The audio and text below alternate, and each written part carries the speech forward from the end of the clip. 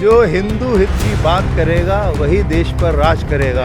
बहुत सालों तक जो है कांग्रेस ने हमें बेवकूफ़ बनाया। पूरे देश का आज़ादी के बाद भी आज़ादी नहीं मिल पाई हमें। पहली बार देश आज़ाद हुआ नरेंद्र मोदी के आने के बाद। तो हिंदू मुसलमान अंग्रेज और ये सब नहीं चलेगा। मेन चाहिए पेट, मजदूरी, और वो पैसे ही नहीं मिल रहे हैं। आज करोड़ करोड़ 2-2 करोड़ की दुकानों में धंधे नहीं हो रहे हैं। जीएसटी आज खाने पीने में कोई जीएसटी लगाते हैं। और इन लोगों को हमेशा लगता है कि फ्री में जैसे आप बांट रहा है ऐसे हमारे को सब सामान फ्री में बढ़ता रहे। बिजली, पानी, गाड़ी, घोड़े और बाकी खाने पीने के सामान भी, रात का जो सामान है वो पैसे दे के लाएंगे। बाकी महंगाई की बात करेंगे। तुम लोग जो बोल रहे हो मोदी मोदी मोदी, आज 15,000 रुपया किसी की पगार है तो साला 7,000 रुपया उसका खाली पेट्रोल और टैक्स में जा रहा है, जीएसटी में। तो घर में क्या भावा चलाएगा 7,000? सरकार चला रहे हो कि मजाक कर रहे हो? रिजाइन करो।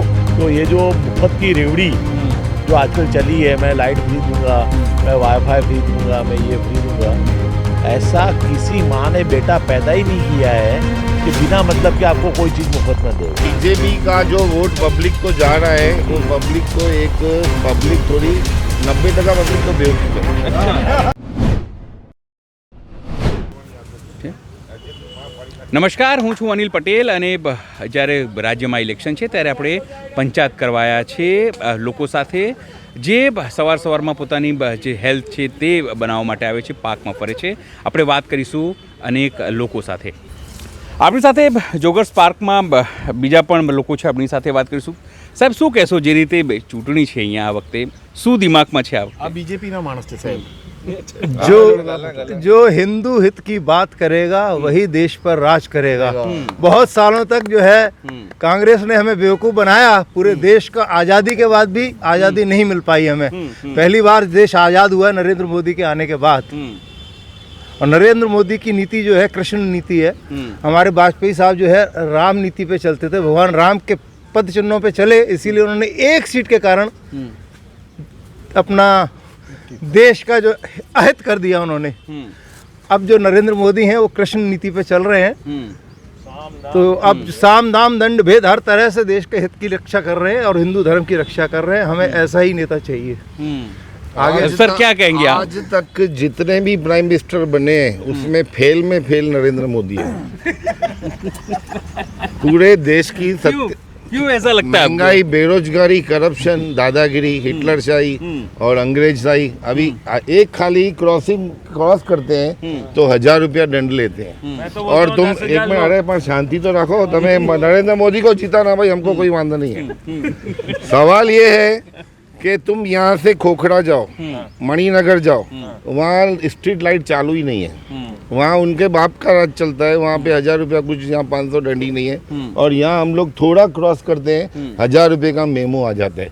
तो ये देश है कि क्या लगा पड़ा है? मश्करी लगा के रखी है। और दूसरी बात कि जिस स्तर पे महंगाई चल रही है, पहला नोटबंदी की, आज 500 की नोट, 1,000 की नोट तू बंद कर रहे हो, तो फिर 2,000 की नोट क्यों चालू कर रहे हो? तो तुम इतने होशियार हो, सब इकोनॉमिक फेल है, तुम ही होशियार हो। खाली मीडिया मीडिया मीडिया, पूरा सर दर्द। अभी तो मेरे को टीवी देखने में मजा नहीं आ रहा है। वाजपेयी था या आज योगी को लाओ, हमको कोई प्रॉब्लम नहीं है। हिंदू की बात कर रहे हैं भाई साहब। हाँ, यही मैं बोल रहा हूँ आपके साथ बगल में बैठ के बोलो तो हिंदी की बात करें। तुम लोगों को हिंदू मुसलमान करना है तो फिर हम लोग चले जावे लंदन। हमारे बाप दादाओं ने भूल की। उन लोगों को अमेरिका जाते तो आज हम लोग को गोरी गोरी लड़कियों से शादी करने मिलती। हमारा बाप गोरी औरत से शादी करता, आज हम घोड़े घोड़े होते। तो हिंदू मुसलमान अंग्रेज और ये सब नहीं चलेगा। मेन चाहिए पेट, मजदूरी, और वो पैसे ही नहीं मिल रहे हैं। आज करोड़ करोड़ 2-2 करोड़ की दुकानों में धंधे नहीं हो रहे हैं। जीएसटी आज खाने पीने में कोई जीएसटी लगाता है? कोई बोलने वाला नहीं है। आज ये गांधी जी 1915 में आए, पहले गए सीधा वहाँ पे बिहार में चंपानेर आंदोलन किया। क्यों किया? उसके बाद किया नडियाद में ये सरदार वल्लभ भाई पटेल, खाली थोड़ा 2 रुपया टैक्स बढ़ाया था। आज ये लोग इतनी टैक्स बढ़ा रहे हैं, मक्खन में टैक्स दूध में टैक्स, खाने में टैक्स, कपड़े। मेरी सरकार बनेगी यानी कांग्रेस की या आम आदमी की, तो हम लोग रोटी कपड़ा मकान पे टैक्स निकाल देंगे। एक बात बताइए, अब आपके सामने आपके बगल में बैठ के इन्होंने ये कहा कि मेरी सरकार बनेगी, टैक्स है, जीएसटी है, करप्शन आप है। इनसे एक बात पूछिए, किस जमाने में किस युग में महंगाई नहीं थी?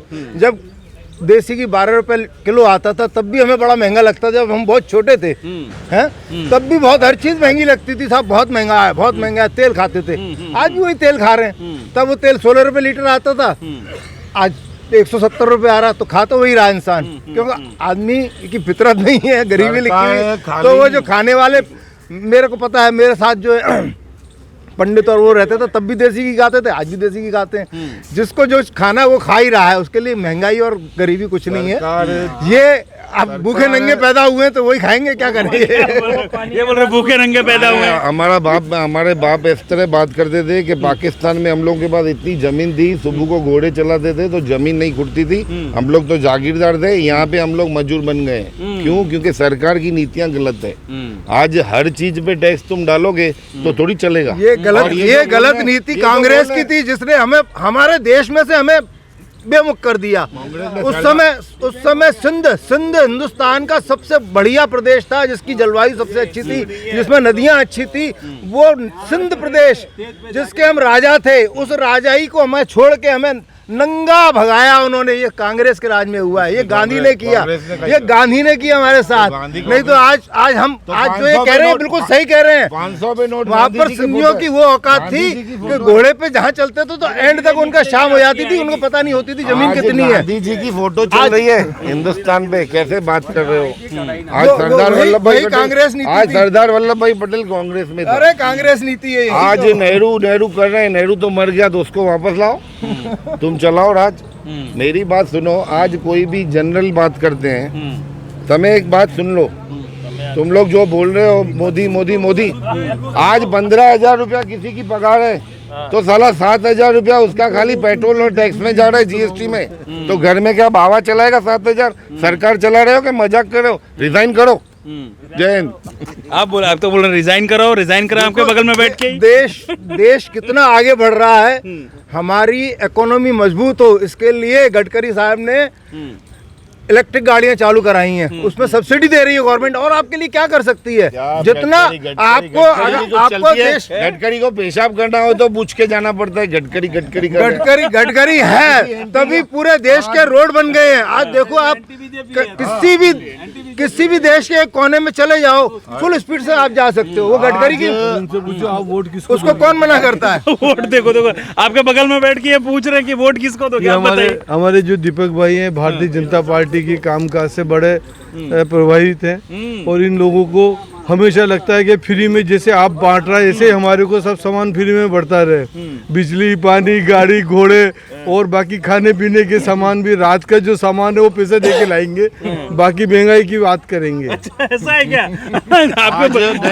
आज आपके बगल में बैठ के बीजेपी का जो वोट पब्लिक को जा रहा है, वो पब्लिक को एक पब्लिक थोड़ी 90% पब्लिक तो बेवकूफ है।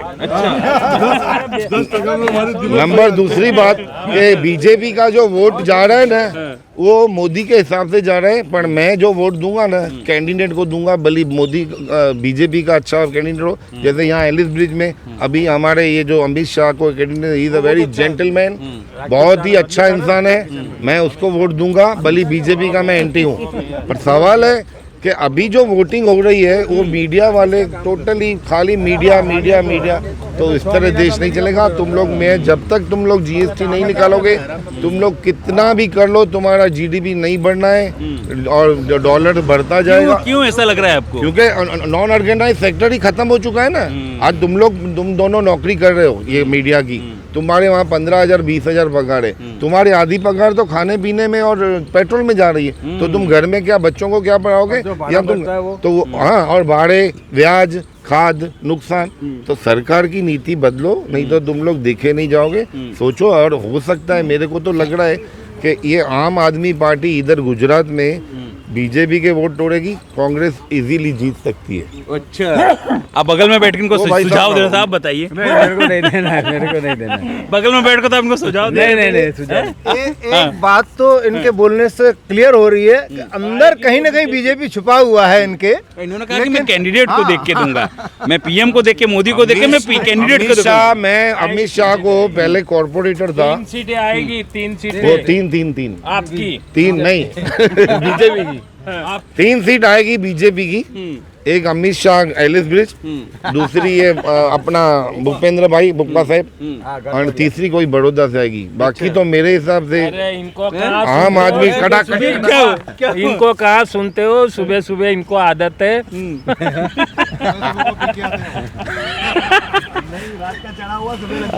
नहीं सुबह क्या सुबह ही आते क्या हैं। कहेंगे? आपको बगल में बैठ के बात कर रहे थे, आप बताइए, आप नहीं बात करेंगे कुछ?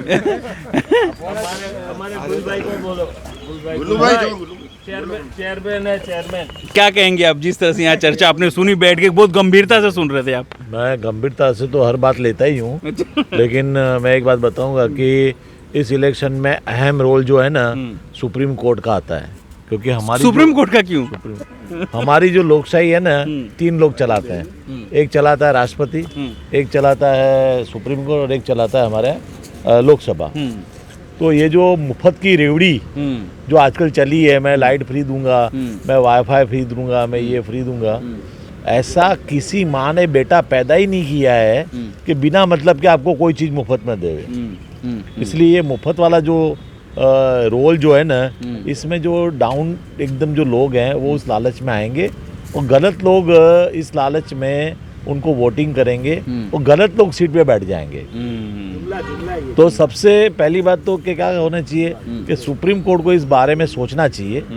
वो इस हमारे देश के अहम रोल करते हैं। वो एक ये निकाला भाई, कोई भी हो, बीजेपी हो चाहे कांग्रेस हो चाहे कोई भी लोकलाइज्ड पार्टी हो, मुफ्त की कोई चीज़ देनी नहीं है। इलेक्शन कमेटी को ये बात सीरियसली लेना चाहिए। और ये मुफ्त वाले जो लोग हैं ना, जो मुफ्त में देते हैं, वो मुफ्त में नहीं देते, वो तुम्हारे ही पैसे तुमको ही देंगे। और ये जो भी लोग आए हैं वो ऐसे झूठ बोल बोल के सीट पर आए हैं, ये हमारे लिए नासुर बन जाएगा। इसको जल्दी से हटाना चाहिए। और बीजेपी, आप आम आदमी पार्टी की बात कर रहे हैं? नहीं, किसी भी नहीं, इवन बीजेपी भी कभी बोलता है कि मैं ये मुफ्त में दूंगा। हाँ, क्योंकि हिमाचल प्रदेश में तो वो लोग 120 यूनिट बिजली फ्री देने की बीजेपी यहाँ भले न मना करती है, लेकिन हिमाचल प्रदेश में तो बोलती है देने के लिए। हाँ, तो वो बीजेपी भी कुछ चीजें फ्री में बांट रही है। और वो क्या नाम है, क्या एक वो उसका नाम पप्पू जिसको बोलते हैं ना, हाँ कांग्रेस, वो बोलता है मैं 6,000 दूंगा। ये मुफ्त वाला जो सिस्टम है ना, ये टोटली इलेक्शन कमेटी को निकालना चाहिए, क्योंकि ये सबको मिसगाइड करने वाला है। लेबर क्लास लोग हैं जो दिहाड़ी काम पे काम करते हैं, उनको ये सब चीज़ें अट्रैक्ट करती है। लेकिन जो पढ़ा लिखा या एजुकेटेड आदमी है उसको ये सब चीज़ें अट्रैक्ट नहीं करती है। हमारा रेशियो कम है। हमारे देश के अंदर ऑलमोस्ट 60% लोग एकदम गरीबी रेखा के नीचे हैं। ये लोग उसमें आएंगे और गलत लोग हमारे पे राज करेंगे।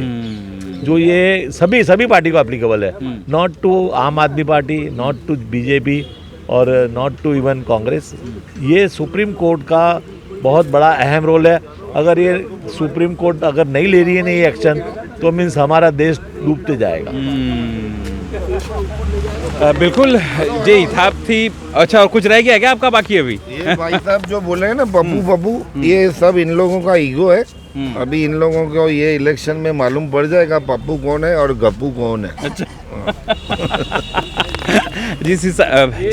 જે રીતે તમામ લોકો પોતાની વાત છે, કારણ કે ઇલેક્શન છે અને જ્યારે માનવામાં આવે છે કે લોકો પોતાનું જે ઓપિનિયન છે, પોતાના મંતવ્યો છે તે અહીં આપતા હોય છે, એટલે નિશ્ચિત કે તમામ જે લોકો પોતાની વાત મૂકી રહ્યા છે, ક્યાંક ને ક્યાંક વાદ વિવાદ પણ થાય છે, પણ એક વાત આ લોકશાહીની સારી વાત છે કે જાહેરમાં લોકો પોતાની વાત ઓપિનિયન રજૂ કરી શકે છે. સહયોગી તેન્દ્ર બારોટ સાથે અનિલ પટેલ, પંચાયત ટીવી, અમદાવાદ.